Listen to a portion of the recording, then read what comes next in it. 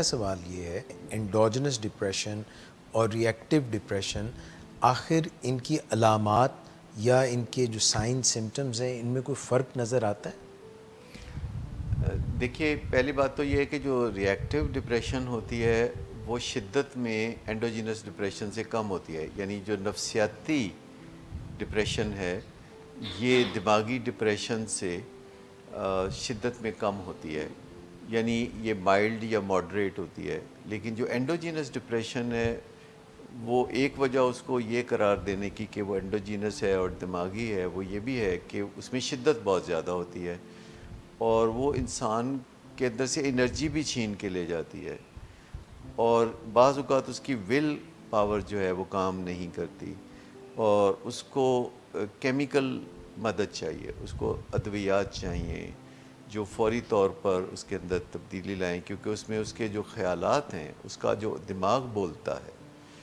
وہ منفی باتیں بولتا ہے. اس کا جو دماغ ہے وہ اسے بتاتا ہے کہ تم ورتھ لیس ہو، تم بالکل کسی کام کے انسان نہیں ہو اور تمہیں جینے کا حق کوئی نہیں ہے اور تمہیں تو اس دنیا کو چھوڑ دینا چاہیے، اور وہ بھی کسی تکلیف دہ طریقے سے چھوڑنا چاہیے کیونکہ تم قابل سزا ہو. تو یہ ساری باتیں جو دماغ بولتا ہے یہ غلط بولتا ہے، یہ ڈسیپٹیو برین میسیجز ہیں جو کہ دماغ بولتا ہے، اور ہمارا جو شعور ہے وہ ان سے متاثر ہوتا ہے. دماغ زوردار طریقے سے بولتا ہے اور ہمارا ماسٹر مائنڈ یا ہمارا شعور اس سے متاثر ہوتا ہے اور اس کی بات کو سچ جاننے لگتا ہے. یہاں ہمیں یہ بھی جاننے کی ضرورت ہوگی جب ہم بحال ہوتے ہیں انڈوجینس ڈپریشن سے، تو وہ جہاں اس میں ادویات کا کردار ہے وہاں ہمارے ماسٹر مائنڈ کی بھی کوششوں کا بہت دخل ہے، جد و جہد کا بہت دخل ہے، جو درگزر کرے دماغ کی لوز ٹاک کو. کیونکہ دماغ میں جو چیزیں عرصہ دراز سے سٹوریج کی شکل میں ہوتی ہیں، اگرچہ وہ ماسٹر مائنڈ کے ذریعے آ رہی ہوتی ہیں، دوسروں نے جو باتیں ہمیں کبھی نہ کبھی کہی ہوتی ہیں، اور تو جو حالات ہم نے اپنے ارد گرد دیکھے ہوتے ہیں وہ ایک سٹوریج کی شکل میں، میموری کی شکل میں ہمارے برین میں محفوظ ہوتے ہیں، اور وہ بے موقع جیسے کسی دلدل میں سے بلبلے سے اٹھتے ہیں وہ اس طریقے سے وہ خیالات اٹھنا شروع ہو جاتے ہیں.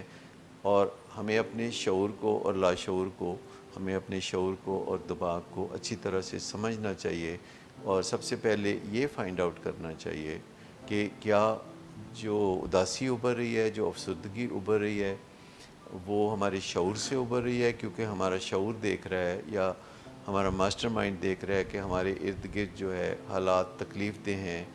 اور ناکامی کی طرف جا رہے ہیں اور کامیابی کی کوئی امید یا کرن نظر نہیں آ رہی ہے. تو پھر ہمیں